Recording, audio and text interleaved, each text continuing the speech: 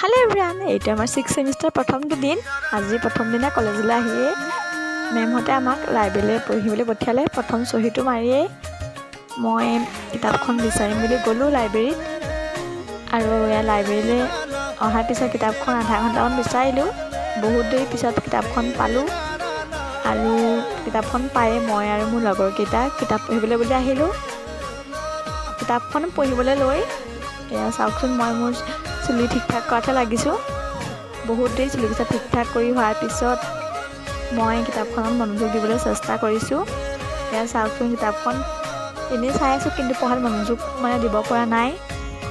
Class নোহোৱা দেখি আমাৰ কলেজো সোনকালে ছুটি দিলে। তাৰপিছত মই বজাৰত সোমালোঁ, অলপমান বস্তু চালোঁ। ধুনীয়া ধুনীয়া মৰম লগা বস্তুবোৰ ওলাইছিলে আৰু চাই মেলি হোৱাৰ পিছত আপোনালোকে বস্তু দেখাইছোঁ, চাব দেই গাইজ। এয়া চাওকচোন, পিংক কালাৰটো ইমান ধুনীয়া লাগিছে। তাৰপিছত ঘূৰণি খালোঁ। আজিলৈ আহিছোঁ, বাই।